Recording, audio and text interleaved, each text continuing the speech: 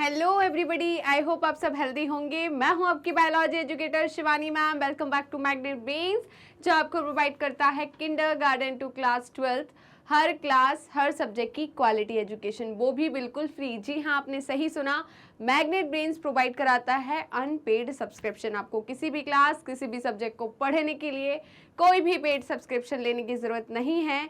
चाहे वो CBSE board हो, यूपी बोर्ड हो, बिहार बोर्ड हो, एमपी बोर्ड हो, आपको हर क्लास हर सब्जेक्ट के टॉपिक वाइज एक्सप्लेनेशंस मिलेंगे, साथ में मिलेंगे ढेर सारे प्रैक्टिस क्वेश्चंस। इतना ही नहीं, आप अवेल कर सकते हैं e notes and E book, जिसकी लिंक डिस्क्रिप्शन बॉक्स में दी है। तो चलते हैं आज की वीडियो की तरफ। आज की वीडियो हमारी क्लास 12th बायोलॉजी, और इसमें हम करेंगे रिप्रोडक्टिव हेल्थ चैप्टर नंबर 3 के मल्टीपल चॉइस क्वेश्चन, मतलब एमसीक्यूज। तो इससे पहले हमने इस चैप्टर के पूरी थ्योरी कंप्लीट कर ली है, हमने आपके एनसीईआरटी सॉल्यूशंस कर लिए। अगर अभी तक आपने वो वीडियोस नहीं देखी है तो प्लीज़ जल्दी से पहले वो वीडियो देख लीजिए, उसके बाद यहाँ पर आइए। चलिए जल्दी बताइए किस किस ने अभी तक अपने फ्रेंड्स को ये लिंक शेयर नहीं की है, तो जल्दी से लिंक शेयर कर दीजिए और उनका भी भला कर दीजिए। चलिए, तो सब पढ़ेंगे तो मज़ा आएगा साथ में, है ना। कॉम्पिटिशन तभी तो बढ़ता है, जितने लोग होंगे उतना ही ज़्यादा कॉम्पिटिशन होगा, उसको अचीव करने में उतना ही ज़्यादा मजा आएगा। तो जल्दी से लाइक कीजिए वीडियो, सब जल्दी फटाफट लाइक कीजिए वीडियो। ओके, तो पहला क्वेश्चन है आज का आपका, family planning programme was initiated in. कौन से सन में फैमिली प्लानिंग इनिशिएट किया गया था? ऑप्शन ए है 1920, ऑप्शन बी है 1930, ऑप्शन सी है 1950 एंड ऑप्शन डी है 1951। तो बहुत क्लोज है, क्योंकि सब 1900 में ही है। तो बताइए कौन से सन में, है ना, कौन से ईयर में फैमिली प्लानिंग प्रोग्राम को इनिशिएट किया गया था। जल्दी बताइए कौन सा है।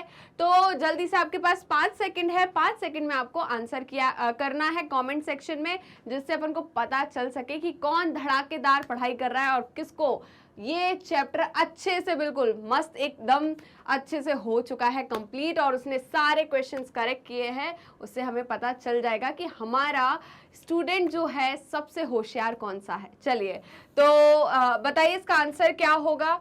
मेरे हिसाब से इसका आंसर होगा डी। क्या होगा? डी, है ना। आपका 5 सेकंड खत्म होते हैं, आपने आई होप अभी तक तो आंसर कर दिया होगा। तो मेरा आंसर है डी। देखते हैं आपका क्या आंसर है, मतलब करेक्ट आंसर क्या है। तो करेक्ट आंसर भी क्या है? डी। क्या है? डी। तो चलो, मेरा एक सही हो गया, आपका कितना सही हुआ अभी तक देखते हैं। चले क्वेश्चन नंबर 2 की तरफ चलते हैं। चलिए, तो क्वेश्चन नंबर 2 है RCH स्टैंड्स फॉर। तो RCH जो है उसका फुल फॉर्म क्या है? जल्दी बताइए RCH का फुल फॉर्म क्या है। देखिए, आपको ऐसा लगेगा जितने भी क्वेश्चंस मैं यहाँ पर करा रही हूँ वो सारे क्वेश्चंस आपने थ्योरी के थ्रू पूरे कंप्लीट कर लिए हैं, तो आपको लगेगा अरे ये तो हमारा रिवीजन चल रहा है ना। तो बताइए इसका आंसर क्या है। ए बोल रहा है रूटीन चेकअप ऑफ हेल्थ। क्या RCH का फुल फॉर्म ये है? या बी है reproduction cum hygiene? C option है reversible contraceptive hazards, and D है reproductive and child health care. तो जल्दी से बताइए, आपके 5 सेकंड स्टार्ट होते हैं अब। चलिए, 1 2 3 4 5, टाइम अप। चलिए, तो इसका करेक्ट आंसर होगा answer D, reproductive and child health care. क्या होगा? Reproductive and child health care. तो देखते हैं करेक्ट आंसर क्या है। तो करेक्ट आंसर है आंसर डी। तो चलिए, तो ये तो हमारा सही हो गया है। क्या नेक्स्ट क्वेश्चन की तरफ चले? चलिए, तो क्वेश्चन नंबर 3 बोल रहा है reproductive health in society can be improved by. हम क्या क्या चीजें कर सकते हैं जिससे हमारी जो रिप्रोडक्टिव हेल्थ है सोसाइटी की, वो क्या हो सकती है? इम्प्रूव्ड हो सकती है। चलिए, तो देखते हैं। फर्स्ट ऑप्शन है introduction of sex education in school. क्या सेक्स एजुकेशन देने से, स्कूल में सेक्स एजुकेशन देने से हमारी सोसाइटी की रिप्रोडक्टिव हेल्थ सुधर सकती है, इंप्रूव हो सकती है? दूसरा ऑप्शन है इंक्रीज्ड मेडिकल असिस्टेंस। क्या अगर हम मेडिकल असिस्टेंस को इंक्रीज कर दें, मतलब मेडिकल फैसिलिटी को इंक्रीज कर दें, तो क्या हमारी रिप्रोडक्टिव हेल्थ, सोसाइटी की जो रिप्रोडक्टिव हेल्थ है वो सही हो सकती है, इम्प्रूव हो सकती है? ऑप्शन सी है awareness about contraception and STDs. क्या हम अगर जो पीपल्स हैं उनको अवेयर करें कॉन्ट्रासेप्टिव मेथड्स के लिए एंड एसटीडीज के लिए, तो हमारी जो रिप्रोडक्टिव हेल्थ है सोसाइटी की वो इम्प्रूव हो सकती है। ऑप्शन फोर्थ है equal opportunities to male and female child. दोनों चाइल्ड को, चाहे वो मेल हो फीमेल हो, दोनों को इक्वल अपॉर्चुनिटी मिलना चाहिए। क्या ये सही है? या फिफ्थ ऑप्शन जो है वो बोल रहा है एनकरेजिंग मिथ्स एंड मिसकंसेप्शन। तो आपको एनकरेज करना चाहिए किसके लिए? मिथ्स के लिए, है ना, और किसके लिए? मिसकंसेप्शन के लिए। तो बताइए इसमें से कौन कौन से सही है? जल्दी से, आपके पास है 5 सेकेंड। कितने सेकेंड है? 5 सेकेंड। तो स्टार्ट होते हैं आपके 5 सेकेंड। 1 2 3 4 एंड 5। Time up. चले तो देखते हैं कौन कौन से सही है, आपका आंसर क्या है और मेरा आंसर क्या है। मेरे हिसाब से फर्स्ट वाला तो बिल्कुल सही है, सेकंड वाला भी बिल्कुल सही है कि हम भाई सेक्स एजुकेशन देंगे तो स्कूल में सेक्स एजुकेशन देंगे तो हमारी सोसाइटी इंप्रूव होगी। अगर हम मेडिकल फैसिलिटी इंक्रीज करेंगे तब भी हमारी रिप्रोडक्टिव हेल्थ इंक्रीज होगी, फिर इंप्रूव होगी। अवेयरनेस करेंगे, अवेयर करेंगे लोगों को कॉन्ट्रासेप्शन के लिए एंड एसटीडीज के लिए, तो भी हमारी क्या होगी? रिप्रोडक्टिव हेल्थ है जो सोसाइटी की वो इंप्रूव होगी। इक्वल अपॉर्चुनिटीज देंगे मेल एंड फीमेल चाइल्ड को, तब भी हमारी हेल्थ, जो रिप्रोडक्टिव हेल्थ है सोसाइटी की, वो क्या होगी? इम्प्रूव्ड। बट ये तो बिल्कुल गलत है। हमें एनकरेज नहीं करना है मिथ्स के लिए और मिसकंसेप्शन के लिए, है ना, किसी को एनकरेज नहीं करना, ये अच्छी बात नहीं है। जल्दी बताइए इसका आंसर क्या होगा। तो मेरे हिसाब से 1 2 3 4 जिसमें सही है वो आंसर है 1 2 3 4। चलिए तो एक ही ऑप्शन दिख रहा है मेरे को, तो बस कितना इजी है, एक ही ऑप्शन दिख रहा है, ऑप्शन नंबर 3। देखते हैं क्या आंसर है इसका। आंसर भी क्या है? थर्ड है। क्या है? थर्ड है। तो आई होप आपको ये तो क्लियर हो गया होगा। बहुत इजी सा स्टेटमेंट वाइज क्वेश्चन था। चले तो क्वेश्चन नंबर 4 की तरफ चले। क्वेश्चन नंबर 4 बोल रहा है which of the following statements are correct. इनमें से कौन कौन से स्टेटमेंट्स करेक्ट है? तो पहला स्टेटमेंट है family planning programmes were initiated in 1950। पहला ही क्वेश्चन है भाई हमारा, पहला ही क्वेश्चन ये बोल रहा था कि फैमिली प्लानिंग कब इनिशिएट की गई थी, किस ईयर में? जल्दी बताइए। तो क्या 1951 में की गई थी, है ना? तो पहला ऑप्शन आप देख लीजिए आपके हिसाब से सही है या नहीं। फिर दूसरा ऑप्शन है according to WHO world health organisation reproductive health means total wellbeing in the physical social behavioural and emotional aspects of reproduction. क्या ये सही है? क्या रिप्रोडक्टिव हेल्थ का मतलब है टोटल वेलबींग, सिर्फ रिप्रोडक्टिव ऑर्गन का हेल्दी होना, रिप्रोडक्टिवली हेल्दी होना नहीं होता, ये ऐसा बोलना चाह रहा है। Physical social behavioural and emotional aspects भी क्या होने चाहिए? हेल्दी होने चाहिए। क्लियर है? तो क्या ये सही है? फिर देखते हैं ऑप्शन थर्ड बोल रहा है सहेली वॉज डेवलप्ड एट CDRI इन लखनऊ। ठीक है, तो क्या ये पॉइंट सही है कि सहेली जो है वो डेवलप की गई थी कहां पर? Central drug research institute in Lucknow. क्या ये पॉइंट सही है? एंड डी ऑप्शन है amniocentesis should not be banned as it is a foetal sex determination test. क्या ये पॉइंट सही है कि एमनियोसेंटेसिस को बेंड नहीं करना चाहिए और इसका यूज करा जाता है किसमें? सेक्स डिटर्मिनेशन टेस्ट में। क्या ये पॉइंट सही है? जल्दी बताइए तो इसमें कौन कौन से पॉइंट सही है और कौन से गलत है। तो इसमें हमसे पूछा क्या? करेक्ट वन, है ना? तो आपको करेक्ट वन बताना है कौन कौन से करेक्ट है। मेरे हिसाब से तो हम बाद में बताएंगे, पहले आपके 5 सेकंड स्टार्ट होते हैं। 1 2 3 4 एंड 5। Time up. तो देखते हैं, पहला बोल रहा है फैमिली प्लानिंग, बिल्कुल 1951 में हुआ था, हमने पहला ही क्वेश्चन देखा। फिर उसके बाद बोल रहा है अकॉर्डिंग टू WHO कि जो रिप्रोडक्टिव हेल्थ है उसका मतलब है टोटल वेलबींग, मतलब फिजिकली, इमोशनली, मेंटली, आप सोशली फिट हो, हेल्दी हो, तभी आप क्या हो? रिप्रोडक्टिवली हेल्दी हो। तो ये पॉइंट भी सही हो गया। फिर आपका थर्ड पॉइंट बोल रहा है सहेली वॉज डेवलप्ड एट CDRI इन लखनऊ। बिल्कुल सही है, ये भी बिल्कुल सही है। सहेली आपकी कॉन्ट्रासेप्टिव पिल है और ये क्या है? वीकली पिल है। क्या है? वीकली पिल है। क्लियर है? हफ्ते में एक बार खाने को होती है। चलिए, और चौथा पॉइंट बोल रहा है कि amniocentesis should not B ban, ban नहीं होना चाहिए, क्योंकि इससे क्या किया जाता है, फीटस का सेक्स डिटर्मिनेशन टेस्ट किया जाता है, इसलिए इसे बैन नहीं होना चाहिए। क्या ये पॉइंट सही है? ये तो बिल्कुल गलत है, घोर पाप है ये तो। क्या है? घोर पाप है, तो ये तो गलत हो गया। तो मेरे हिसाब से 1, 2 एंड 3 सही होना चाहिए। क्या होना चाहिए? 1, 2 एंड 3 सही होना चाहिए। देख लेते हैं एक बार,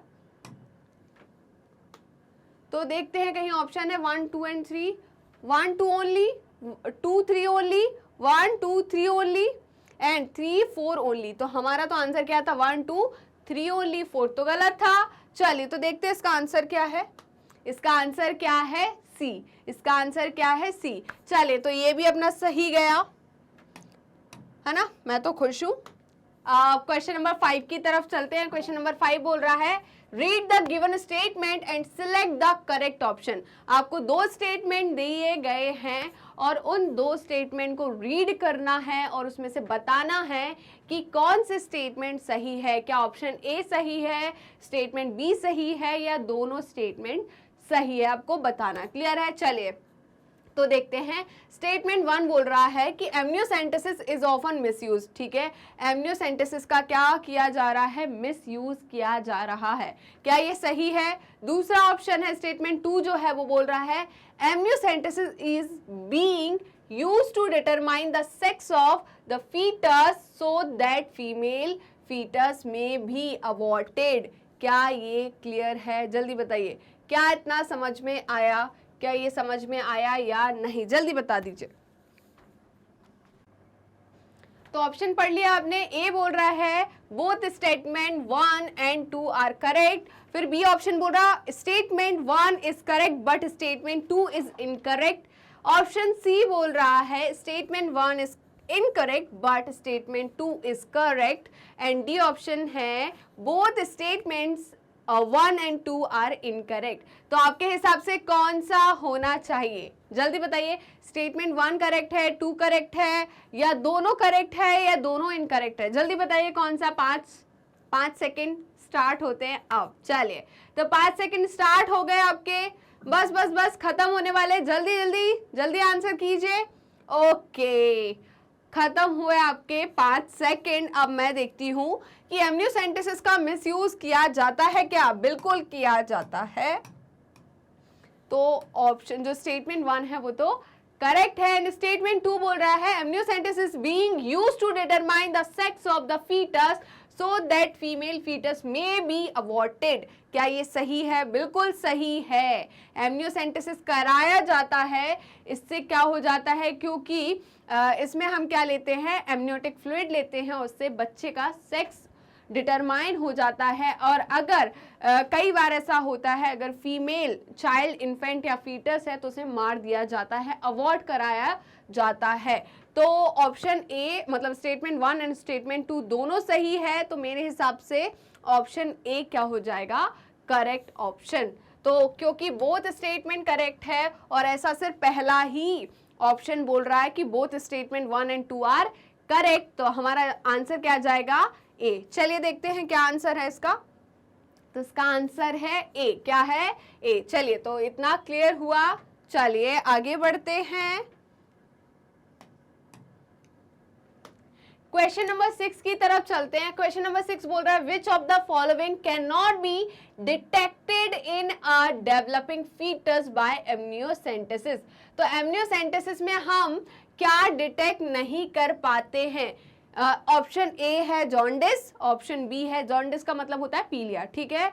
ऑप्शन बी है डाउन सिंड्रोम, ऑप्शन सी है cystic fibrosis and option D है कलर ब्लाइंडनेस। तो बताइए इसमें से हम क्या फाइंड या डिटेक्ट नहीं कर पाते? कौन सी जो डिजीज है वो क्या नहीं कर पाते हम? ये डिसऑर्डर है जो हम आइडेंटिफाई नहीं कर पाते। आपके पास 5 सेकेंड है और आपके 5 सेकेंड स्टार्ट होते हैं अब। चलिए 2, 3, 4, 5 खत्म। चलिए, तो मेरे हिसाब से तो जॉन्डिस इसका क्या होगा? करेक्ट आंसर, क्योंकि हम जेनेटिक डिसऑर्डर्स पता करते हैं एमनियोसेंटेसिस की मदद से। तो down syndrome, cystic fibrosis and colour blindness हम क्या कर सकते हैं, डिटेक्ट कर सकते हैं, किसमें, एम्ब्रियो या फीटस में। किसकी मदद से, कौन सी टेक्निक की मदद से, एमनियोसेंटेसिस की मदद से। क्या क्लियर है, जल्दी बताइए, क्या इतना क्लियर हुआ? तो देखते हैं इसका आंसर क्या है। इसका आंसर है ए ऑप्शन, जॉन्डिस। ठीक है, तो जॉन्डिस जो है वो हम डिटेक्ट नहीं कर पाते एमनियोसेंटेसिस से। ठीक है, क्या क्लियर है? चलिए आगे बढ़े। क्या कितने लोगों का सही गया ये?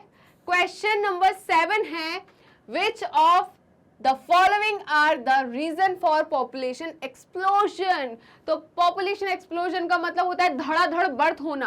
क्लियर है? ऐसे हम क्या बोल रहे हैं, पॉपुलेशन एक्सप्लोजन, कि एकदम से हमारी इंडिया की, हमारे वर्ल्ड की पॉपुलेशन बहुत ज्यादा बढ़ गई है।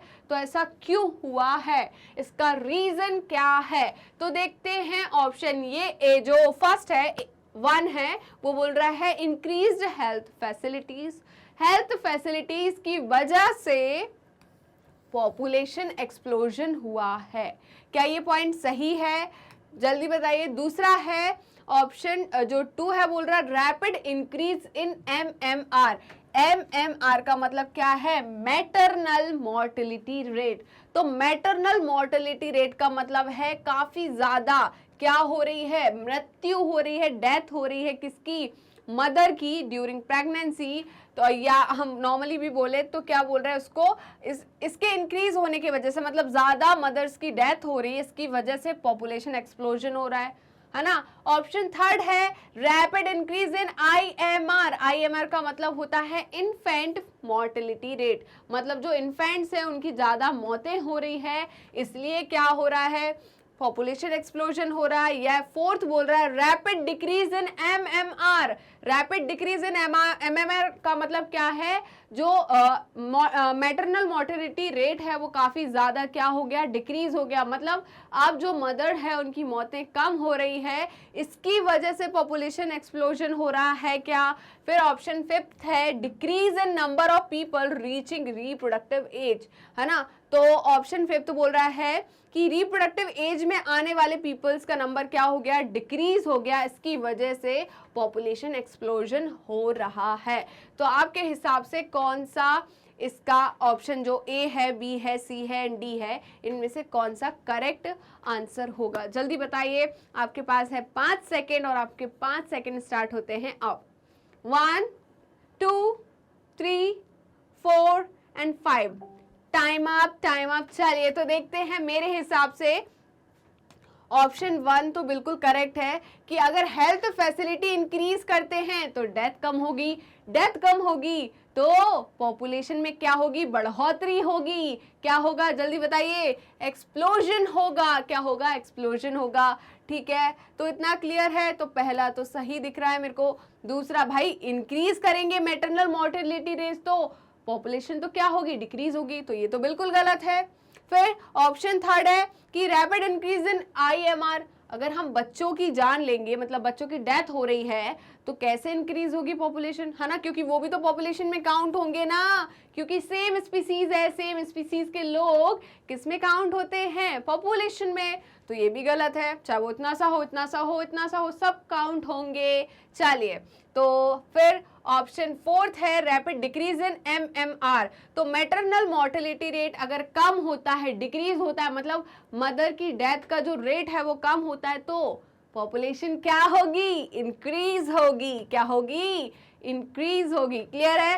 फिर ऑप्शन 5th है decrease in number of people reaching in reproductive age. अगर रिप्रोडक्टिव एज में जो पीपल्स है, जो लोग हैं, जो इंडिविजुअल्स है, वो कम होंगे तो बर्थ कैसे होगा, अगर बर्थ नहीं होगा तो पॉपुलेशन कैसे बढ़ेगी मेरे दोस्त, जल्दी बता दो, नहीं ना, तो ये तो क्या हो गया, गलत। तो मेरे हिसाब से आपका आंसर होना चाहिए 1st एंड 4th। तो देख लो इन 4 ऑप्शन में से 1st एंड 4th किस में है, तो 1 एंड 4, 3 एंड 5, 2 एंड 3, 1 एंड 5, पहला ही ऑप्शन सही गया।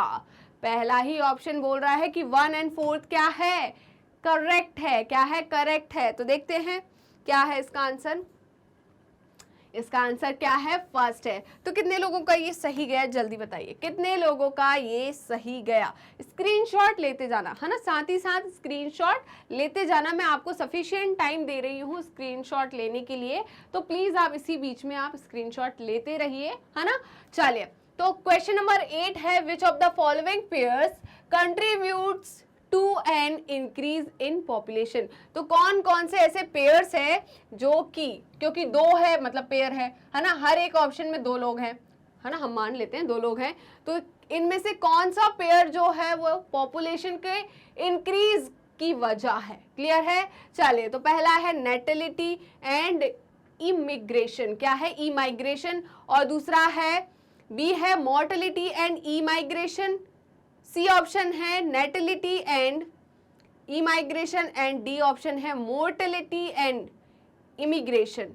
अच्छा, पहले में इमिग्रेशन है और फोर्थ में इमिग्रेशन है, एंड बी एंड सी में ई माइग्रेशन है, ठीक है। तो इमिग्रेशन का मतलब आना होता है, ई माइग्रेशन का मतलब जाना होता है, ठीक है।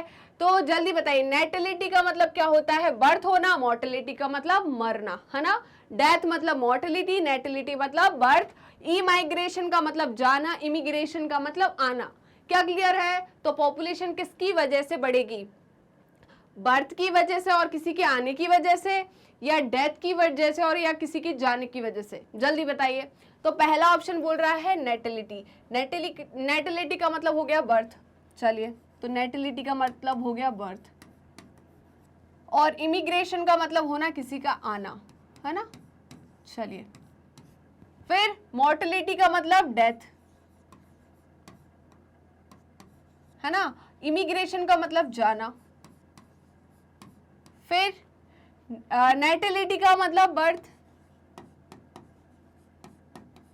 एंड इमाइग्रेशन का मतलब जाना, फिर डी ऑप्शन है मोर्टेलिटी का मतलब डेथ, एंड इमिग्रेशन का मतलब आना। तो बताइए इसमें से कौन सा सही होगा? आपके लिए मैंने इतना आसान कर दिया ये क्वेश्चन, अब तो चुटकियों का खेल है। जल्दी बताइए क्या होगा इसका आंसर, क्या होगा, कौन सा ऑप्शन करेक्ट जाएगा? जल्दी बताइए, जल्दी बताइए कौन सा ऑप्शन जाएगा। भाई सिंपल सी बात है, पहले आप आंसर कर दो, 5 सेकंड खत्म, आपके आंसर हो गया। चलिए, अब मैं बात करती हूँ। पॉपुलेशन इंक्रीज होगा तो कैसे होगा? किसी आने की वजह से, है ना। अब अपन घर की बात करते हैं, है ना। तो घर में कोई आएगा तो पॉपुलेशन इंक्रीज होगी ना, किसी का बर्थ होगा तो पॉपुलेशन इंक्रीज होगी। तो यहाँ पर किसी के आने की वजह से और बर्थ होने की वजह से, किसी के जाने और आने की वजह से नहीं, वो तो फिर कांस्टेंट हो गया, कोई चला गया कोई आ गया तो कांस्टेंट, फिर कोई किसी का बर्थ हुआ कोई चला गया फिर कांस्टेंट, फिर डेथ हो गई और चले गए और कम हो गई, है ना, डिक्लाइन हो जाएगी। फिर यहाँ पर बर्थ हुआ और कोई आया, तो यहाँ पर क्या होगा? ऑप्शन ए करेक्ट जाएगा, है ना। तो ऑप्शन ए जो होगा वो क्या होगा? करेक्ट। क्या इतना क्लियर है? चलिए तो देखते हैं क्या है इसका आंसर। अरे भाई बिल्कुल सही। कितने लोगों को ये बिल्कुल सिंपल तरीके से समझ में आ गया? जल्दी बता दो, और जल्दी जल्दी लाइक तो ठोक दो, है ना, जल्दी से ठोको, लाइक ठोको, लाइक। चलिए, आई होप आपको इतना तो क्लियर हो गया होगा। अब आते हैं हम क्वेश्चन नंबर 9 की तरफ। तो क्वेश्चन नंबर 9 बोल रहा है, certain characteristics the demographic features of developing countries are. कौन कौन से कैरेक्टरिस्टिक डेमोग्राफिक फीचर्स हैं डेवलपिंग कंट्री के? High fertility, high density, rapidly rising mortality rate, and a very young age distribution. तो पहला बोल रहा है फर्टिलिटी रेट ज़्यादा होना, हाई डेंसिटी होना, रैपिडली राइजिंग मोर्टेलिटी रेट होना, मतलब ज़्यादा जल्दी डेथ होना, and a very young age distribution होना। क्या ये ऑप्शन सही है? डेमोग्राफिक फीचर्स डेवलपिंग कंट्री के, क्या ये पॉइंट सही है? दूसरा है high infant mortality rate, low fertility rate, uneven population growth, and a very young age distribution. क्या ये ऑप्शन सही है? ऑप्शन सी है high mortality, high density, uneven population growth, and very old age distribution. And D option है high fertility, लो और rapidly falling mortality rate, rapid population growth, and very young age distribution. जल्दी बताइए कौन सा option सही होगा? जल्दी बताइए। तो मेरे हिसाब से तो मैं पहले क्यों बोलूं, पहले तो आप आंसर करेंगे। चलिए, तो आपका समय होता है अब स्टार्ट। जल्दी 2 3 4 5 टाइम अप। चलिए, तो क्यों मैं इतना कम टाइम देती हूँ, क्योंकि बाकी टाइम तो मैं आपको रीड करती हूँ, तो आपके दिमाग में चलते रहना चाहिए कि कौन सा आंसर जाएगा, और मैं काफ़ी ज़्यादा टाइम देती हूँ। इतना टाइम नहीं लेना आपको, आपको तो 2 सेकेंड में करना है। जल्दी बताइए, तो क्या होगा इसका आंसर? मेरे हिसाब से तो डी। क्यों? क्योंकि डेमोग्राफिक फीचर्स क्या होता है डेवलपिंग कंट्री का? हाई फर्टिलिटी, लो और rapidly falling mortality rate, rapid population growth and very young age distribution. Clear है? तो मेरे हिसाब से तो ऑप्शन डी सही होना चाहिए। तो बिल्कुल सही है, ऑप्शन डी क्या है? करेक्ट है। क्या है? करेक्ट है। क्या क्लियर है? जल्दी बताइए, क्या इतना क्लियर हुआ? चलिए आगे बढ़े क्या? तो क्वेश्चन नंबर 10 की तरफ चलते हैं। क्वेश्चन नंबर 10 बोल रहा है, which of the following is correct regarding the consequences of over population. Over population के लिए या पॉपुलेशन एक्सप्लोजन के लिए कौन रिस्पॉन्सिबल है? क्या कॉन्सिक्वेंसेस है इसके, है ना? चलिए, तो देख लेते हैं इसके क्या क्या कॉन्सिक्वेंसेस है। It increases the poverty of country, है ना? अगर पॉपुलेशन ज्यादा होगा तो इसका खामियाजा क्या भुगतना पड़ेगा हमें? तो हमारी पॉवर्टी मतलब गरीबी, है ना? गरीबी ज्यादा बढ़ जाएगी, कंट्री की गरीबी ज्यादा बढ़ जाएगी, हम मतलब पिछड़े देश में चले जाएंगे, है ना? नेक्स्ट जो है, it leads to the shortage of food supply, है ना? अगर ओवर पॉपुलेशन हो गई तो इसका कॉन्सिक्वेंसेस होगा कि हमारे देश में फूड की सप्लाई की क्या हो जाएगी? कमी हो जाएगी। क्या हो जाएगी? कमी हो जाएगी। सी ऑप्शन बोल रहा है, इट रिजल्ट इन अनएम्प्लॉयमेंट, है ना? ज्यादा लोग होंगे, ज्यादा पॉपुलेशन होगी तो अनएम्प्लॉयमेंट होगा। क्या ये सही है? तो इसमें से 3 ऑप्शन में से चौथा ऑप्शन बोल रहा है ऑल ऑफ दीज, कि सारे सही है। तो आपके हिसाब से कौन सा ऑप्शन सही जाएगा कि अगर ओवर पॉपुलेशन हो गई तो क्या क्या खामियाजा भुगतना पड़ सकता है? पहला है कि पॉवर्टी हो सकती है, मतलब हम गरीब बन सकते हैं, हमारी जो कंट्री है वो गरीब हो सकती है, मतलब हमारी इकोनॉमी जो है काफ़ी नीचे गिर जाएगी। दूसरा है कि फूड सप्लाई की शॉर्टेज पड़ जाएगा, कमी हो जाएगा, जो हमें फूड मिलना था वो हमें फूड नहीं मिल पाएगा।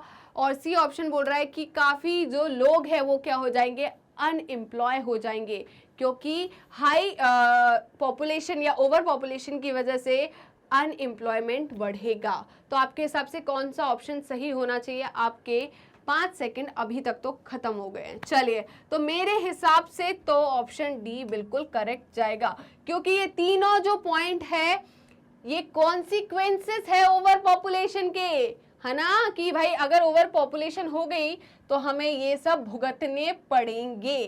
क्लियर है? तो देखते हैं इसका करेक्ट आंसर क्या है। इसका करेक्ट आंसर डी ही है। क्या है? डी है। चलिए, तो देखते हैं, हम चलते हैं क्वेश्चन नंबर 11 की तरफ। किसके तरफ? 11। चलो जल्दी बताइए, क्वेश्चन 10 में से किसके 10 करेक्ट हुए? जल्दी बताइए, झूठ नहीं बोलना बिल्कुल, जल्दी। किसके 10 में से 10 सही गए? जल्दी बताइए। चलिए, तो अब कर दिया कमेंट कर दिया किसके 10 सही हुए? झूठ बोलोगे तो बेटा नेक्स्ट वीडियो में पकड़ा जाओगे, है ना? नेक्स्ट मतलब नेक्स्ट MCQs में पकड़ा जाओगे, लाइव में पकड़ा जाओगे। चलिए, तो कैरिंग कैपेसिटी क्या होती है? पहला ऑप्शन है maximum number of individuals which an environment can sustain. तो ये कैरिंग कैपेसिटी होती है, मतलब जितने ज्यादा मैक्सिमम नंबर ऑफ इंडिविजुअल को हम क्या कर सकते हैं? एनवायरमेंट में सस्टेन कर सकते हैं, उसे हम कैरिंग कैपेसिटी बोल सकते हैं। Minimum number of individual which an environment can sustain, option B. And option C है A and B both, and option D है नन ऑफ दीज। तो कौन सा सही होगा? कैरिंग कैपेसिटी का मतलब होता है कि ज़्यादा से ज़्यादा कितने इंडिविजुअल एनवायरनमेंट में सस्टेन कर सकते हैं, उसे हम कैरिंग कैपेसिटी कहते हैं। चलिए, तो ऑप्शन ए क्या होगा? बताइए सही। ठीक है, ऑप्शन ए क्या होगा? करेक्ट। कैरिंग खुद ही आ रहा है ना, कैरिंग कैपेसिटी क्या होता है कि भाई एक बात करो, आपने 7 सीटर कार ली, है ना? क्या ली? 7 सीटर कार ली, तो बोलेंगे इसमें कैपेसिटी है 7 लोगों के बैठने की, तो वो क्या हो गई कि मैक्सिमम कितने लोग बैठ सकते हैं उसमें, है ना। मैं बैठ के तो अकेले भी जा सकती हूँ, है ना, ड्राइविंग सीट पे अकेले मैं चलाकर कार चली जाऊँ। तो क्या इसका मतलब ये थोड़ा ना कि कैरिंग कैपेसिटी 1 ही हुई, ज्यादा से ज्यादा कितने लोग बैठ सकते हैं उसे हम कहते हैं कैरिंग कैपेसिटी। क्या कहते हैं? Carrying capacity. Minimum number of individual को हम कैरिंग कैपेसिटी नहीं कहते। क्या क्लियर है? तो मेरे हिसाब से तो ऑप्शन ए करेक्ट जाएगा। देख लेते हैं। और मैम कभी गलत हुई है क्या? मैम कभी गलत हुई? नहीं, ऐसा नहीं है, ओवर कॉन्फिडेंट नहीं हूँ मैं। हाँ, गलतियाँ सबसे होती है, मैं भी इंसान हूँ, आप भी इंसान है, सबसे गलतियाँ होती है। बट हाँ, मेरा एक्सप्लेनेशन सही है तो आंसर तो बिल्कुल सही जाएगा ही। क्लियर है? तो चलिए, ऑप्शन ए क्या है? करेक्ट है। क्लियर है? तो क्वेश्चन नंबर 12 की तरफ चलते हैं। क्वेश्चन नंबर 12 जो है वो बोल रहा है what is true for lactational amenorrhoea. Lactational amenorrhoea के लिए कौन सा जो ऑप्शन है या स्टेटमेंट है वो सही है? कौन सा कथन सही है? तो देखते हैं। ऑप्शन 1 है it means absence of menstruation. Lactational amenorrhoea का मतलब होता है मेंस्ट्रुएशन का एब्सेंस होना, मतलब मेंस्ट्रुअल ब्लीडिंग नहीं होना। ऑप्शन डी है ovulation does not occur during the lactational period. तो उनका कहना है कि ओव्यूलेशन नहीं होता लैक्टेशनल पीरियड में। क्या इतना क्लियर है? और सी ऑप्शन मतलब थर्ड ऑप्शन है chances of conception are almost nil up to 6 month following parturition. ठीक है, तो क्या बोल रहे हैं? Chances of conception are almost nil up to 6 month of following parturition। And option D है मतलब फोर्थ है side effects are almost nil. तो लैक्टेशनल एमेनोरिया के कोई साइड इफेक्ट नहीं है, मतलब नील है। एंड ऑप्शन फिफ्थ है it increase phagocytosis of sperm. And option 6 है it is a natural method of contraception. तो कौन कौन से लैक्टेशनल एमेनोरिया के लिए पॉइंट सही जाएंगे? जल्दी बताइए कौन कौन से पॉइंट सही होंगे लैक्टेशनल एमेनोरिया के लिए? जल्दी बताइए। तो आपके 5 सेकंड होते हैं स्टार्ट। जल्दी बताइए कौन कौन से ऑप्शन सही होंगे? जल्दी बताइए। क्या ये कॉन्ट्रासेप्शन मेथड है? क्या ये फैगोसाइटोसिस है? क्या इसमें साइड इफेक्ट निल है? क्या बोल रहा है? Chances of contraception almost nil up to 6 month of following parturition, ovulation does not occur and menstruation absent. कौन कौन से पॉइंट सही होंगे? जल्दी बताइए। तो मैंने तो अपना आंसर निकाल लिया है। आपने अपना आंसर टिक कर दिया क्या? मतलब टाइप कर दिया क्या? जल्दी बताइए। हाँ भाई, ये नेचुरल मेथड है कॉन्ट्रासेप्शन की, स्पर्म की फैगोसाइटोसिस नहीं होती, साइड इफेक्ट क्या है? निल है। चांसेस ऑफ कॉन्ट्रासेप्शन ऑलमोस्ट निल हो गए अप टू 6 मंथ। फिर ovulation does not occur during this phase, सही है ना? ये भी सही है।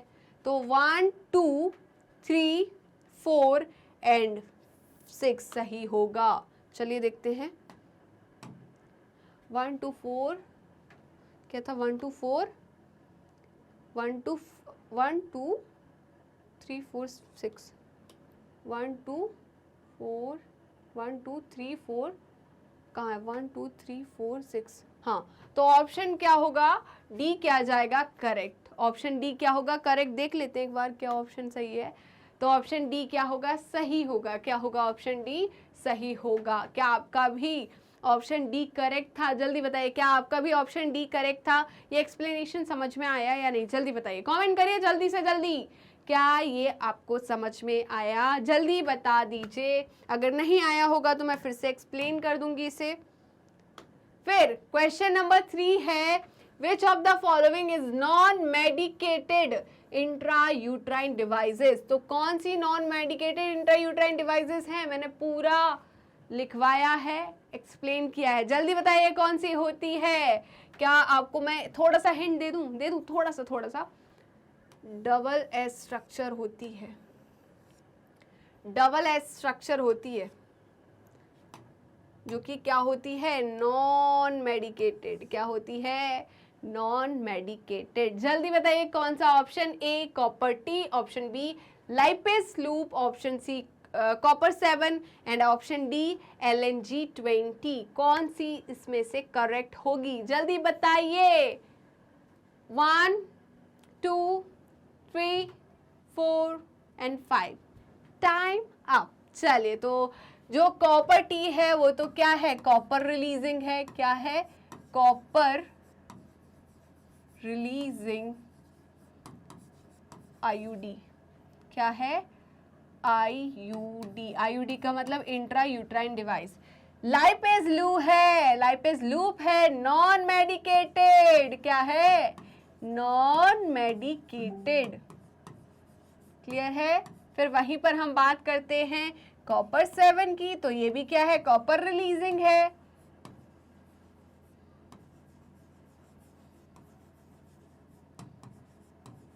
और ऑप्शन डी है LNG20। अरे ये तो हार्मोन रिलीजिंग आईयूडी है। क्या है, हार्मोन रिलीजिंग आईयूडी। क्लियर है। तो ये सब आईयूडी है, सारी की सारी आईयूडी है। बट ये डबल एस स्ट्रक्चर दिख रहा है, एक एस की है। देखो यहां से लेके यहां एक एस, ये दूसरा एस। ठीक है, तो ये डबल एस स्ट्रक्चर जो है ये क्या है, लाइपेस लूप। क्या है, लाइपेस। क्या है, देखिए लिखा हुआ है लाइपेस लूप। क्या है, लाइपेस लूप। तो इसका आंसर क्या जाएगा करेक्ट, जल्दी बताइए। Option B. क्या जाएगा, ऑप्शन बी। क्लियर है, जल्दी बताइए क्या सही है ये। तो देख लेते हैं मैम आप कितने सही हो। चलिए, देखा मैं तो सही हूँ। चलिए, तो आई होप आपको ये तो समझ में आ गया होगा। क्या हम आगे बढ़ सकते हैं, जल्दी बताइए, क्या बढ़ दे। चलिए, तो अब है क्वेश्चन नंबर 14। ये पूछ रहे multi load device contain. Multi load device क्या कंटेन करते हैं। ऑप्शन ए है मैंगनीज, ऑप्शन डी है आयरन, ऑप्शन सी है कॉपर एंड ऑप्शन डी है, जल्दी बताइए क्या है, ऑप्शन डी। ऑप्शन डी है कैल्शियम। तो ऑप्शन ये क्या है, ए है मैंगनीज, ऑप्शन डी है iron Fe, option D C है कॉपर एंड ऑप्शन डी है कैल्शियम। तो इसमें से क्या करेक्ट जाएगा। आपके पास 5 सेकंड है और आपके 5 सेकंड होते हैं अब शुरू। चलिए, तो 3 सेकंड, 4 सेकंड, 5 सेकंड, आपके 5 सेकंड होते हैं समाप्त। क्या आपने अपना आंसर कर दिया। तो मेरे हिसाब से तो मल्टी लोड 370 जो होता है वो तो क्या होता है, कॉपर रिलीजिंग आईयूडी। क्या होता है, कॉपर रिलीजिंग आईयूडी। देखते हैं इसका क्या आंसर है। इसका आंसर है सी। क्या है, सी। चलिए, तो कॉपर क्या सही है, क्या सही है, जल्दी बताइए। चलिए आगे बढ़े, क्या आगे बढ़ सकते हैं, जल्दी बताइए। अब नेक्स्ट है question number 15 and question number 15 बोल रहा है copper ion releasing from copper releasing intra uterine devices, मतलब आईयूडीज। तो ये क्या प्रिवेंट करते हैं, है ना, मतलब क्या करते हैं ये जो कॉपर रिलीज होते हैं, कॉपर आयन्स रिलीज होते हैं, तो ये क्या करते हैं, है ना, कैसे इसकी कॉन्ट्रासेप्शन मेथड है। तो देखते हैं, ऑप्शन ए बोल रहे हैं कि कॉपर आयन की वजह से ओव्यूलेशन जो है वो प्रिवेंट हो जाता है। फिर ऑप्शन बी बोल रहा है make uterus unstable for implantation, जो यूट्रस है, जो वोम है, उसे अनस्टेबल कर देते हैं जिसकी वजह से इम्प्लांटेशन नहीं हो पाता। ऑप्शन सी है डिक्रीज फैगोसाइटोसिस ऑफ स्पर्म, मतलब स्पर्म को मारने की क्षमता को कम कर देते हैं। और डी ऑप्शन बोल रहा है suppress sperm motility. Option D है कि स्पर्म की जो मोटिलिटी होती है, मूवमेंट होती है, उसे सप्रेस कर देते हैं। सप्रेस का मतलब कम कर देते हैं। तो इन चारों में से कौन सा ऑप्शन सही है। आपका टाइम होता है शुरू, जल्दी बताइए कौन सा ऑप्शन सही होगा। Option A, option B, option C and option D, कौन सा करेक्ट ऑप्शन है, जल्दी बताइए। मेरे हिसाब से तो आपने कर दिया, जल्दी बताइए, आपने कर दिया क्या। मेरे हिसाब से तो ऑप्शन डी सही है।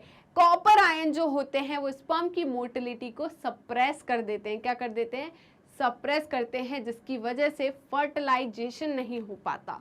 क्या क्लियर है, जल्दी बताइए। तो मेरे हिसाब से तो डी ऑप्शन सही जाएगा। तो ऑप्शन डी क्या है, करेक्ट है। क्या है, ऑप्शन डी क्या है, करेक्ट है। आई होप आपको इतना तो क्लियर हो गया होगा। तो 15 में से 15 किसके सही गए, जल्दी बताइए। 15 में से 14, 15 में से 13, इससे नीचे हम नहीं जाएंगे, ठीक है। तो 15 में से 13 किसके सही हुए। चलो इस बार थोड़ी सी छूट दे देते हैं। 15 में से 12, 11 और 10 वाले अपना जो नेम है वो टाइप कर दो, नाम अपना टाइप कर दो कि मैम हमारे आउट ऑफ दिस इतने सही हुए हैं। क्लियर है? चलिए, तो इतना समझ में आया। चलिए आगे बढ़े क्या आगे बढ़े? तो क्वेश्चन नंबर 16 को पढ़ लीजिए, पहले जल्दी पढ़िए। क्वेश्चन नंबर 16 क्या बोल रहे हैं? तो आपके क्वेश्चन नंबर 16 आपको क्या बोल रहे हैं कि the birth control device used by women is, कौन सा birth control device women use करती है? ऑप्शन ए है डायफ्राम, ऑप्शन बी है वॉल्ट, ऑप्शन सी है copper T and option D है ऑल ऑफ दीज। जल्दी बताइए कौन सा ऑप्शन सही जाएगा? जल्दी बताइए कौन सा बर्थ कंट्रोल डिवाइस होता है वुमेन के लिए? जल्दी बताइए। तो आपका समय होता है शुरू। जल्दी, आपका समय शुरू हो गया है, जल्दी बताइए। तो आपका ऑप्शन ए सही है, बी सही है, सी सही है या डी सही है? जल्दी। ओके, तो आपका समय हुआ समाप्त और हम चलते हैं हमारे आंसर की तरफ। तो मेरे हिसाब से तो डायफ्राम का भी यूज करते हैं, वॉल्ट का भी यूज करते हैं, कॉपर टी का भी यूज करती है फीमेल्स। तो ऑल ऑफ दीज क्या जाएगा इसका करेक्ट आंसर? ठीक है, तो डायफ्राम एंड वॉल्ट्स जो होते हैं ये क्या होते हैं? ये रबर से बने होते हैं। ठीक है, चलिए, और इनको इंसर्ट किया जाता है कहाँ पर? सर्विक्स में, जिसकी वजह से क्या नहीं होता? स्पर्म का इंसेमिनेशन नहीं होता। क्लियर है? सर्विक्स में कॉपर टी जो है वो फिट की जाती है कहाँ पर? यूट्रस में। और ये क्या है? इंट्रा यूट्राइन डिवाइस है। इसका भी यूज़ कौन करती है? फीमेल करती है as a birth control device. क्या क्लियर है? तो option C, option B and A सब सही है। तो ऑप्शन डी क्या होगा हमारा आंसर? तो देखते हैं ऑप्शन डी क्या हो गया हमारा आंसर। चलिए, आई होप आपको इतना क्लियर हो गया होगा। हम चलते हैं क्वेश्चन नंबर 17 की तरफ। एंड क्वेश्चन नंबर 17 बोल रहा है which of the following are the drawback of the IUDs. तो आईयूडीज के क्या क्या ड्रॉबैक है ना, क्या क्या खामियां हैं, तो वो खामियां देख लेते हैं।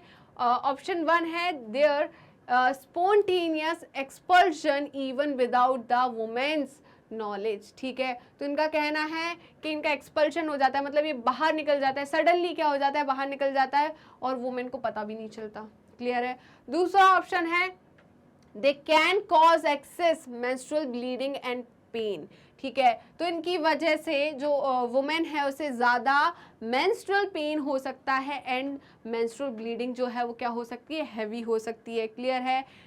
थर्ड ऑप्शन है risk of perforation of uterus, है ना, इससे यूट्रस में परफोरेशन, परफोरेशन का मतलब क्या होता है? उसका ज़्यादा क्या होना? टिश्यू वहाँ पर इकट्ठा होना, ये एक रिस्क है। और ऑप्शन 4 जो है रिस्क ऑफ इन्फेक्शन, इन्फेक्शन होने के चांसेस होते हैं। ऑप्शन 5 है they increase the phagocytosis of sperm, ये क्या कर सकते हैं? इंक्रीज कर सकते हैं फैगोसाइटोसिस को। किसके? स्पर्म की। फैगोसाइटोसिस का मतलब क्या होता है? इसको क्या करेंगे? जल्दी बताइए। इसे सप्रेस कर देंगे, खा जाएंगे। और क्या होंगे? ऑप्शन जो 6 है वो है दे सप्रेस स्पर्म मोटिलिटी, और ये क्या करते हैं? स्पर्म की मोटिलिटी को सप्रेस कर देते हैं। तो इनमें से कौन कौन से ऑप्शन सही होंगे? जल्दी बताइए। तो क्या क्या ड्रॉबैक होंगे? Spontaneous expulsion of even without women, बिल्कुल सही है, पता ही नहीं चलता। They can cause excess menstrual bleeding pain, बिल्कुल सही है। Risk of perforation of uterus, बिल्कुल सही है। रिस्क ऑफ इन्फेक्शन, बिल्कुल सही है। फैगोसाइटोसिस को इंक्रीज करेंगे, तो ये ड्रॉबैक थोड़ी ना, इसी के लिए तो हम चाहते हैं, इसी के लिए तो आईयूडीज को यूज करते हैं, है ना। तो ये कोई ड्रॉबैक नहीं है, ये क्या हो गए? सारे ड्रॉबैक। तो देखते हैं क्या आंसर जाएगा इसका। तो मेरे हिसाब से कौन कौन से सही है? 1 2 3 4, है ना। तो 1 2 3 4 है कहीं पर? 1 2 3 4, 1 2 3 4, हाँ। तो ऑप्शन डी जो है बोल रहा है 1 2 3 4 क्या है इसमें? करेक्ट है। क्लियर है? तो देख लेते हैं इसका आंसर क्या है। तो इसका आंसर भी क्या है? डी है। क्या है? डी। आई होप आपको इतना तो क्लियर हो गया होगा। आप देखते हैं क्वेश्चन नंबर 18 क्या बोल रहा है आपसे। The most important component of oral contraceptive pill is, क्या सबसे इंपॉर्टेंट कॉम्पोनेंट होता है ओरल कॉन्ट्रासेप्टिव पिल का? ओसीपी का सबसे इंपॉर्टेंट कंपोनेंट क्या है, जल्दी बताइए कौन सा इंपॉर्टेंट कंपोनेंट है? Progesterone, oestrogen, growth hormone, thyroxine या ल्यूटिनाइजिंग हार्मोन? ये तो इत्तू सा क्वेश्चन है, इत्तू सा, जल्दी बताइए कौन सा ऑप्शन सही जाएगा? Option A, option B, option C and option D, कौन सा सही जाएगा? करेक्ट कौन सा है, जल्दी बताइए। 5 सेकेंड खत्म हुए। अरे मैम चीटिंग कर रहे हो आप, चलो कोई बात नहीं।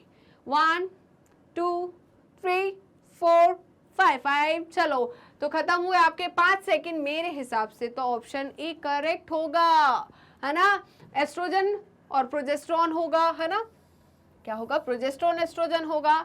इसे हम क्या बोलते हैं, जल्दी बताइए? ओसीपी, ओरल कॉन्ट्रासेप्टिव पिल। ये क्या है?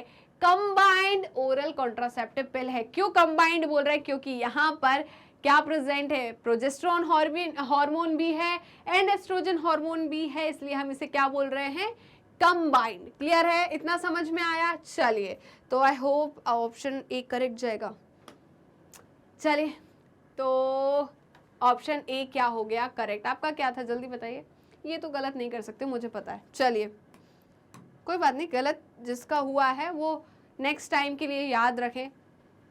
अब क्वेश्चन नंबर 19 है, progestin oestradiol combined contraceptive pill inhibit ovulation by negative feedback on the release of estrogen from ovary required for follicular development in follicular phase, and option B है preventing the uterine physiological and morphological changes required for implantation, and option C है inhibiting the secretion of follicles stimulating hormone and luteinizing hormone that necessary for ovulation, and option D है A and C। तो बताइए कौन सा option सही होगा, जल्दी बता दीजिए कौन सा ऑप्शन सही होगा। चलिए, तो आपका टाइम होता है अब शुरू। तो आपका टाइम शुरू हो चुका है, जल्दी से बता दीजिए कि आपका क्या आंसर गया। Okay, time up, time up, time up. चलिए, तो देखते हैं, मेरे हिसाब से इनकरेक्ट है। क्लियर है? ऑप्शन बी जो बोल रहा है वो preventing the uterine physiological and morphological changes required for implantation, ये भी करेक्ट नहीं है। ऑप्शन सी है inhibiting the secretion of follicular stimulating hormone, मतलब एफएसएच की बात कर रहे हैं कि इनके सिक्रीशन, एफएसएच एंड एलएचएच को जो सिक्रीशन है उसको ये क्या करते हैं? इनहिबिट करते हैं, और यही हार्मोन तो है, ल्यूटिनाइजिंग हार्मोन ही तो है रिस्पॉन्सिबल किसके लिए? ओव्यूलेशन के लिए। तो फिर ये तो सही है कि क्या करते हैं? ये इनहिबिट करते हैं किसके सिक्रीशन को? एफएसएच एंड एलएच को। तो ऑप्शन जो सी है वो मेरे हिसाब से करेक्ट है। तो देख लेते हैं इसका क्या आंसर है। ऑप्शन सी मेरा करेक्ट जाएगा। तो ऑप्शन सी क्या है? करेक्ट। क्या है ऑप्शन सी? करेक्ट। चलिए, तो आई होप आपको इतना तो क्लियर हो गया होगा। हम चलते हैं क्वेश्चन नंबर 20 की तरफ, एंड क्वेश्चन नंबर 20 बोल रहा है progesterone pill help in prevention pregnancy bye not allowing. ठीक है, तो प्रोजेस्टेरोन जो पिल्स होती है वो प्रिवेंट करती है प्रेगनेंसी को। क्यों करती है? नॉट अलाउइंग, किसको अलाउ नहीं करती? ओवा फॉर्मेशन को, फर्टिलाइजेशन को, इम्प्लांटेशन को, किसको नहीं करती? तो जल्दी से आप अपना आंसर जल्दी से टाइप कर दीजिए, कमेंट कर दीजिए, तो फिर मैं अपना आंसर बोलूं। चलिए, तो 5 सेकंड है आपके, शुरू होते हैं 5 सेकंड अब। चलिए, तो 2 सेकंड हो गए, 4 सेकंड हो गए, 5 second, time up, time up. चलिए, तो मेरे हिसाब से ओवा फॉर्मेशन, तो किसको अलाउ नहीं करती प्रोजेस्टेरोन पिल? किसको अलाउ नहीं करती? ओवा फॉर्मेशन को। किसको? ओवा फॉर्मेशन को। तो देखते हैं इसका क्या आंसर है। तो ऑप्शन ए क्या होगा? Correct option. क्लियर है? जल्दी बता दीजिए, ऑप्शन ए जो है वो क्या है? करेक्ट ऑप्शन है। चलिए, तो देखें आगे बढ़े, क्या आपकी परमिशन है? तो ये क्या पूछ रहा है? How does the pills work?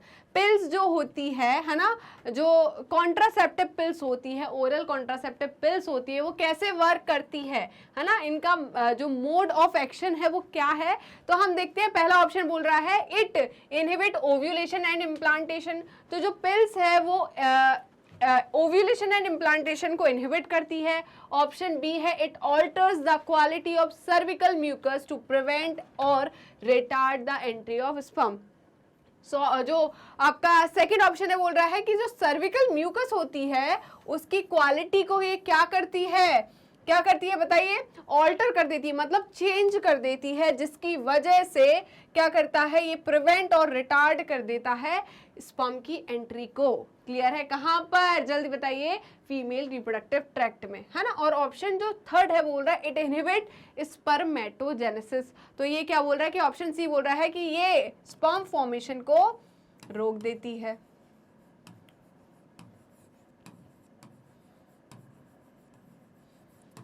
ना।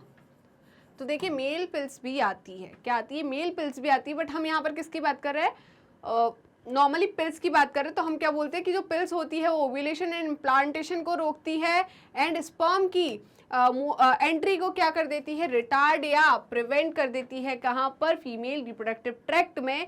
इसका मतलब आंसर क्या जाएगा आपका, जल्दी बताइए कौन सा आंसर जाएगा, ऑप्शन ए, बी, सी और डी। तो जल्दी से अपना आंसर टाइप कर दीजिए, तो फिर मैं भी अपना दिमाग लगाऊं, मैं भी अपना दिमाग लगा लेती हूँ। चलिए, तो मेरे हिसाब से तो ऑप्शन बी क्या होगा, करेक्ट होगा। क्या होगा, ऑप्शन बी करेक्ट जाएगा। देख लेते हैं एक बार, आंसर मैच कर लेते हैं, कोई गलती तो नहीं है। चलिए, तो ऑप्शन बी जो होगा वो क्या होगा, करेक्ट आंसर होगा। क्या आपको इतना क्लियर हुआ, जल्दी बताइए, क्या आपको इतना क्लियर हुआ? चलिए, आई होप आपको इतना क्लियर हो गया होगा। हम आगे बढ़ सकते हैं।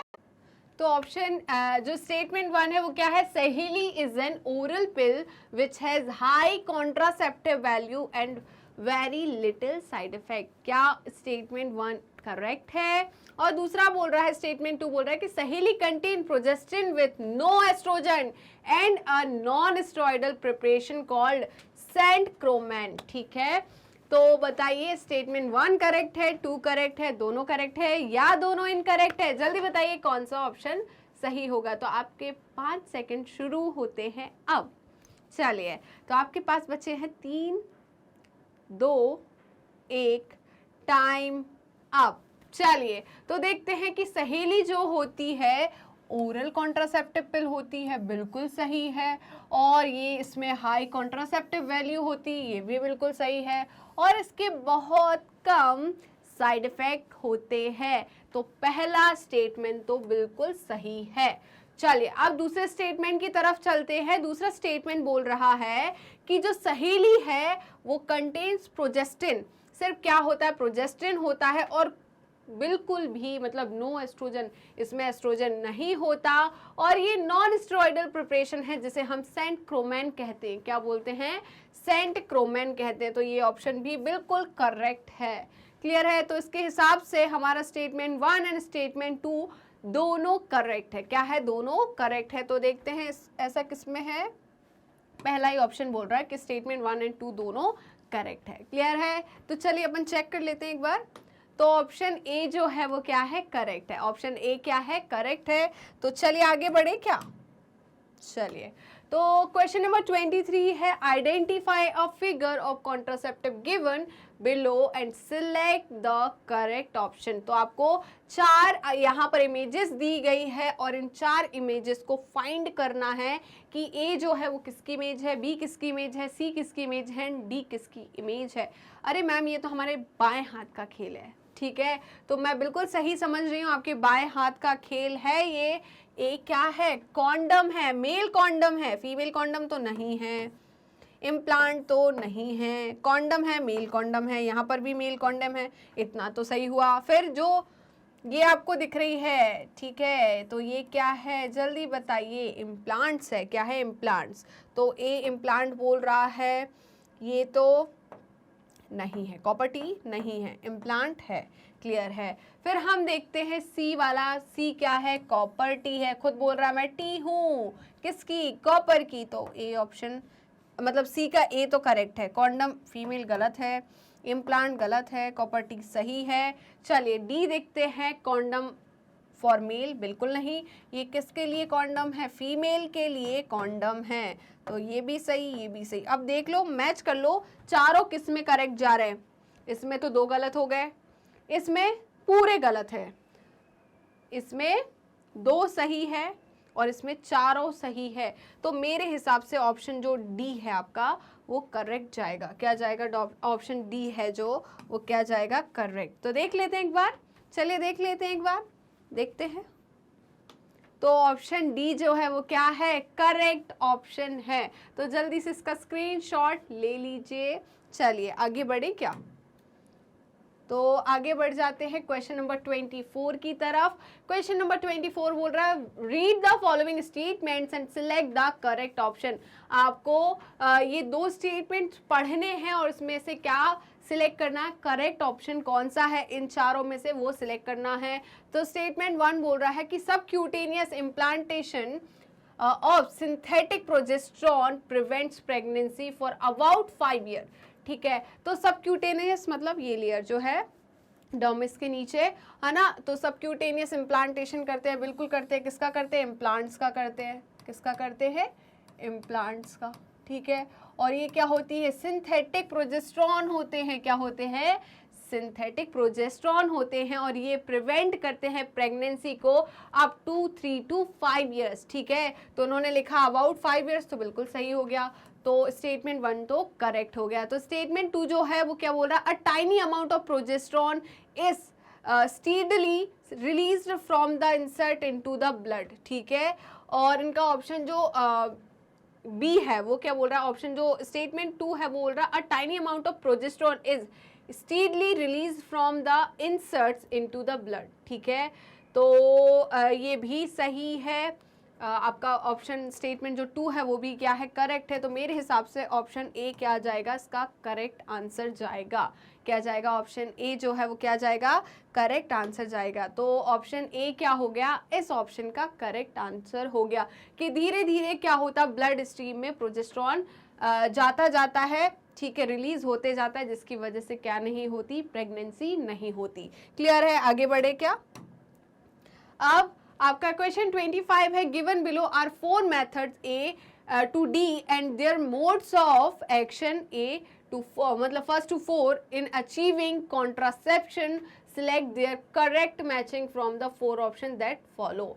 तो ओरल पिल्स जो होती है, ठीक है, मेथड है, और मोड ऑफ जो एक्शन है वो क्या है? इसका मोड ऑफ एक्शन क्या है कि ये स्पर्म की reaching, prevent sperm reaching in cervix, suppress the sperm motility, prevent ovulation, और सीमन कंटेन्स नो स्पर्म, पहला ऑप्शन। दूसरा कॉन्डम के बारे में, तो कॉन्डम बोल रहा है प्रिवेंट स्पर्म रीचिंग सर्विक्स। ठीक है, मतलब हम सिर्फ ऑप्शन पढ़ रहे हैं, suppress sperm motility, prevent ovulation, semen contain no sperm. फिर वैसेक्टोमी क्या बोल रहा है? प्रिवेंट, आपने 4 ऑप्शन पढ़ लिए, और कॉपर टी के आपने 4 ऑप्शन पढ़ लिए। तो अब आपने ऑप्शन सारे पढ़ चुके हैं। अब हमें सिर्फ क्या करना है? इसका मैच द कॉलम खेलना है। ठीक है, तो ओरल जो पिल्स है वो क्या करती है? ओव्यूलेशन को प्रिवेंट करती है। किसको प्रिवेंट करती है? ओव्यूलेशन एंड इम्प्लांटेशन को। फिर कॉन्डम जो होती है वो क्या करते हैं? प्रिवेंट स्पर्म रीचिंग इन सर्विक्स। ठीक है, स्पर्म को कहाँ नहीं जाने देते? सर्विक्स तक नहीं जाने देते।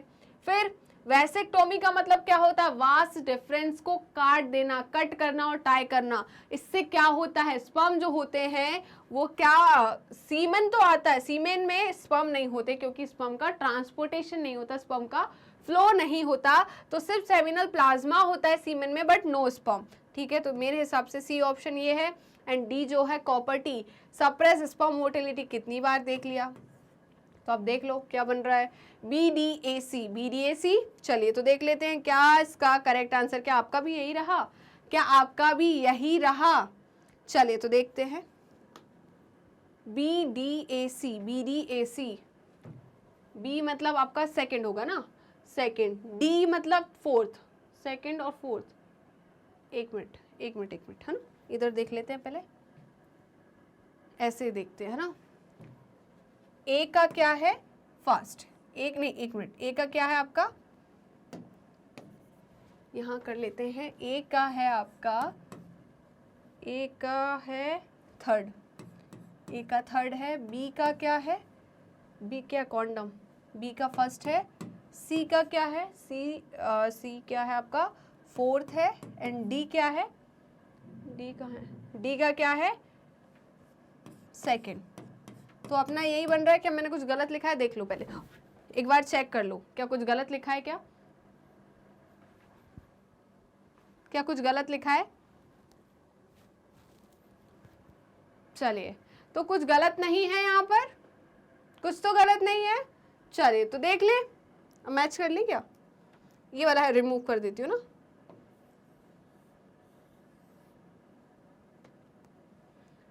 ए का थर्ड, बी का फर्स्ट, ए का थर्ड, बी का फर्स्ट, सी का फोर्थ एंड डी का टू। तो आपका ऑप्शन सी जो है वो क्या जाएगा? करेक्ट जाएगा। तो देख लेते हैं ऑप्शन सी जो होगा वो क्या होगा? करेक्ट। ऑप्शन सी क्या होगा? करेक्ट। क्या इतना क्लियर हुआ? जल्दी बताइए, क्या इतना क्लियर हुआ? ओके, आई होप आपको इतना क्लियर हो गया होगा। क्या हम आगे बढ़ सकते हैं? तो क्वेश्चन 26 की तरफ चलते हैं। एंड क्वेश्चन 26 है फिगर शोज ट्यूबेक्टोमी। इसमें से कौन से दो फिगर दिए हुए हैं? फिगर नंबर 1 मतलब ए एंड बी, इसमें से बताइए कि ट्यूबेक्टोमी कौन सा शो कर रहा है, ए वाला या बी वाला? ट्यूबेक्टोमी किस में होती है? फीमेल में होती है। तो आपको फीमेल रिप्रोडक्टिव सिस्टम कौन सा दिख रहा है, ये वाला या ये? अरे भाई ये है ना, ये देखिए ओवरी है और ये फैलोपियन ट्यूब है। तो फैलोपियन ट्यूब को क्या कर देते हैं? कट कर देते हैं एंड टाई कर देते हैं। क्लियर है? तो ये क्या होती है? ट्यूबेक्टोमी। आप देख लो कौन सी आ रही है। तो बी ओनली आपका क्या जाएगा? आंसर जाएगा। क्या जाएगा? बी ओनली आंसर जाएगा। तो देख लेते हैं इसका आंसर क्या है। तो इसका आंसर क्या है? बी ओनली, क्योंकि ए तो क्या है? वेसेक्टोमी है। ए क्या है? वेसेक्टोमी। ठीक है, और बी क्या है? ट्यूबेक्टोमी। क्या क्लियर हुआ या नहीं? जल्दी बताइए, क्या इतना क्लियर है? जल्दी बता दीजिए। चलिए तो आगे बढ़ जाए, बढ़ जाए कि नहीं आगे? चलिए तो हम क्वेश्चन नंबर 27 की तरफ चलते हैं। एंड क्वेश्चन नंबर 27 है, which of the following represents the correct match of sexually transmitted disease with its pathogen. ठीक है, तो बताइए कौन कौन सी सेक्सुअली ट्रांसमिटेड डिजीज है और कौन से पैथोजन से होती है। तो ए ऑप्शन है सिफिलिस, ट्रोपोनिमा पैलिडम से होता है। बी जो है गोनोरिया, ये एंटोमीवा हिस्टोलिटिका से होता है। सी ऑप्शन जो है जेनाइटल वॉर्ड्स, ये ह्यूमन पेपिलोमा वायरस से होता है। एंड ऑप्शन डी है हेपेटाइटिस बी, जो कि HIV से होता है। तो उसमें से आपके हिसाब से करेक्ट ऑप्शन कौन सा होगा? चलिए आपका 5 सेकंड शुरू होते हैं अब। चलिए 3 सेकंड, 2 सेकंड, 1 सेकंड, समय समाप्त हुआ।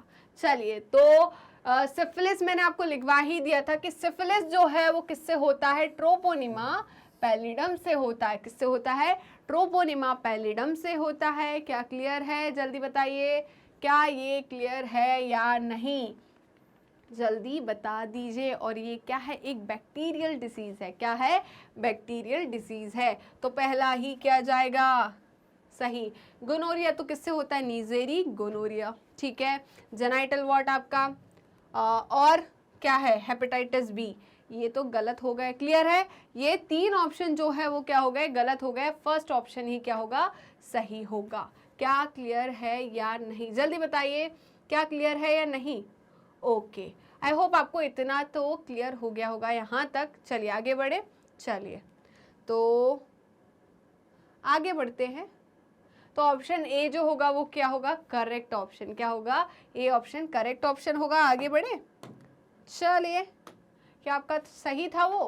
क्वेश्चन नंबर 28 बोल रहा है complications due to various STI may lead to.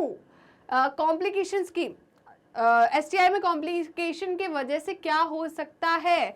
जल्दी बताइए। ऑप्शन ए है पेल्विक इन्फ्लामेटरी डिजीज, बी है स्टिल बर्थ, सी है एक्टोपिक प्रेगनेंसीज एंड डी है ऑल ऑफ दीज। ठीक है, तो आपके समय शुरू होता है अब और आपका 5 सेकंड का समय में से अभी सिर्फ 3 सेकंड बचे हैं, 2 सेकंड बचे हैं, 1 सेकंड बचा है और समय समाप्त हुआ।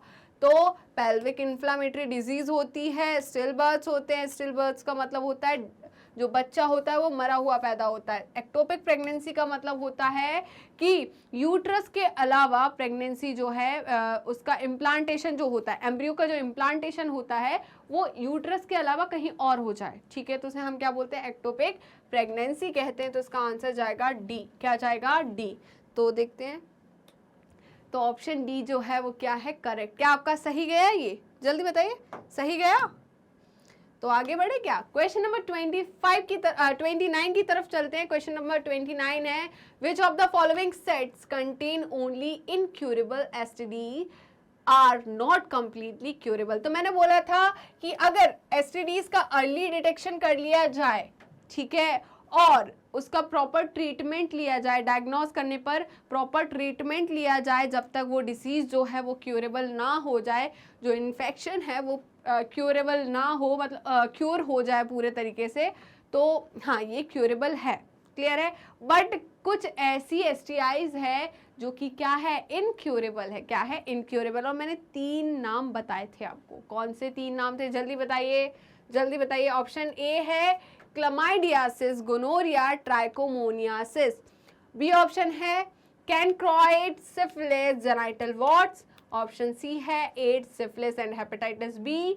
एंड ऑप्शन डी है AIDS, genital herpes and hepatitis. तो बताइए कौन सा ऑप्शन सही जाएगा। आपका समय शुरू होता है अब, जल्दी बताइए कौन सा आंसर जाएगा, जल्दी बताइए। तो मेरे हिसाब से तो ऑप्शन डी सही जाएगा। मैंने आपको लिखवाया था कि इनक्यूरेबल एसटीआई इन्फेक्शन मतलब सेक्सुअली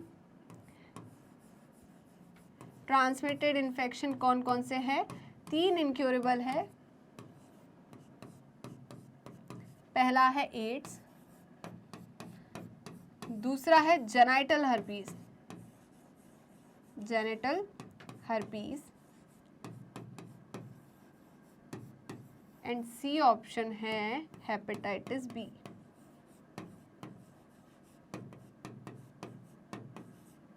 ठीक है, तो देखते हैं।